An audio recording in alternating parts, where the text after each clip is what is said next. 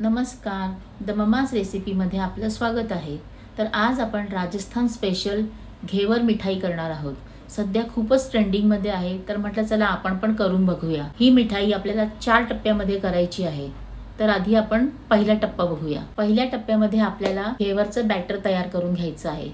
त्यासाठी आता इथे मी 3 चमचे तूप घेणार आहे। आपल्याला तूप वितळवून घ्यायचं आहे आणि आता इथे मी एक मोठं भांडं घेतलेलं आहे, त्यामध्ये हे वितळवलेलं तूप घालणार आहे आणि त्यामध्ये बर्फ घालायचा आहे। आपल्याला बर्फ का घालायचा आहे, तर बर्फ घातल्याने आपल्याला त्याचा बटर तयार करून घ्यायचा आहे। हे बघा, अशा प्रकारे मी ह्याच्यामध्ये बर्फाचा तुकडा घातलेला आहे। तुमच्याकडे क्यूब्स असतील तर तुम्ही त्याही घालू शकतात। बर्फ घातल्यामुळे आपल्याला एकदम फटाफट त्याचा बटर तयार करता येतो।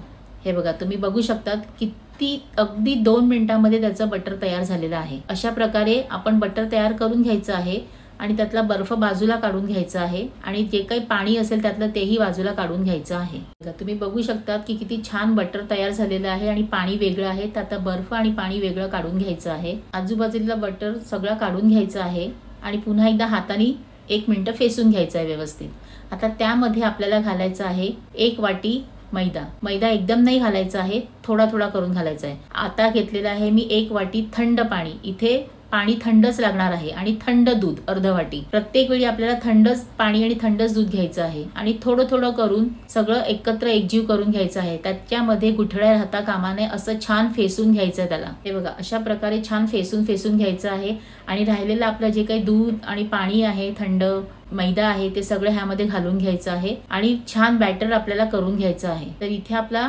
बॅटर तयार झालेला आहे।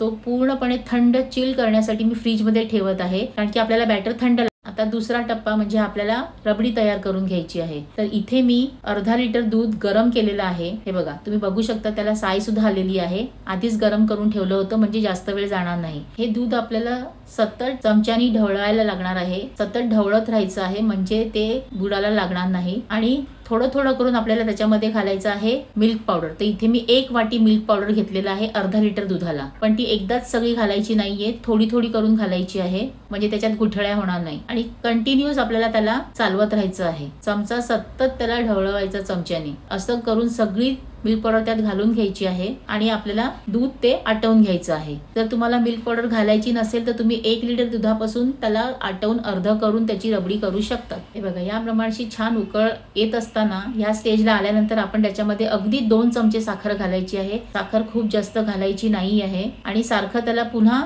तसंच ढवळत राहायचं आहे। मिश्रण अगदी एकसारखं हलवत राहायचं आहे। हे बघा, तुम्ही बघू शकतात अशा प्रकारे आता आपली 20 मिनिटांमध्ये, जवळ 15 ते 20 मिनिटं लागतातच रबडी व्हायला। आपण मिल्क पावडर घातल्यामध्ये लवकर तयार होते हे, म्हणून मी मिल्क पावडर यूज करते। हे बघा, ह्याप्रमाणे आपली रबडी सुद्धा तयार झालेली आहे। आता ही आपण एका भांड्यात काढून घ्यायची आहे आणि ती फ्रीज मध्ये थंड करायला ठेवायची आहे। तर इथे मी आता रबडी काढून घेतलेली आहे आणि आता ती फ्रीज मध्ये छान थंड करायला ठेवणार आहे। आता तिसरा टप्पा। तर तिसऱ्या टप्प्यामध्ये आपल्याला चाचणी करून घ्यायची आहे। तर इथे मी 1 वाटी साखर घेतलेली आहे आणि त्याच वाटीने अर्ध वाटी पाणी घेतलेलं आहे। आपल्याला खूप जास्त चाचणी करायची नाहीये, अगदी ती साखर वितळून त्याला 1 तार तुटेल एवढीच करायची आहे, जास्त त्याला आपण शिजवायची नाहीये। हे बघा, इथे आपली चाचणी तयार झालेली आहे, तुम्ही बघू शकता। आता ही चाचणी आपण बाजूला ठेवूया आणि आता चौथा टप्पा। तर इथे मी आपलं तयार झालेलं घेवरचं बॅटर मी ह्या सॉसच्या बॉटलमध्ये भरून घेणार आहे, म्हणजे आपल्याला टाकायला ते इझी पडणार। आणि हे बॅटर आपल्याला थंड पाण्याखालीच ठेवायचं आहे, म्हणजे बर्फ घेतलेत मी क्यूब्स आणि त्याच्यावरतीच ते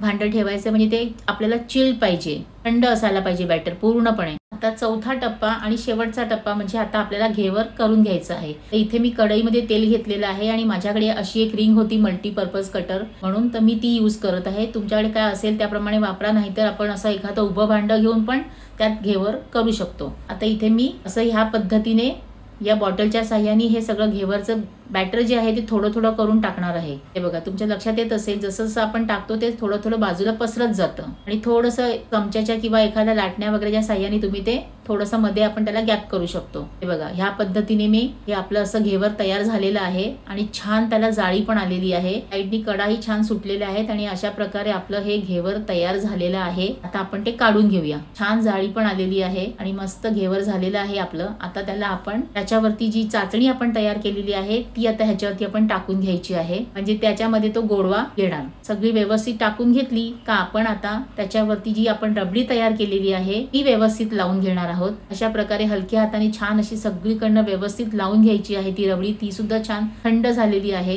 आता आपली रबडी पण छान व्यवस्थित त्याच्यावरती पसरवून झालेली आहे, व्यवस्थित लावली आहे. आता आपण त्याच्यावरती सिल्वर अर्क लावायचं आहे, म्हणजे छान दिसतं. असेल तर लावायचं, पण लावलं तर जास्त छान. व्यवस्थित लावून घ्यायचं त्याला सगळीकडनं. हाताने लावता येत नाही म्हणून असं चमचा वगैरे घ्यायचं, त्या साह्याने लावायचं, नाही तर ते संपूर्ण हातालाच लागून जातं.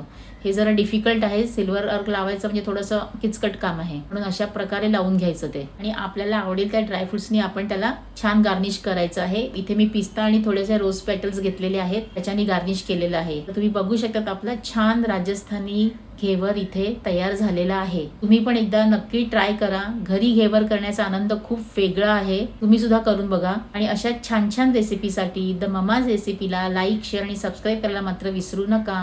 धन्यवाद.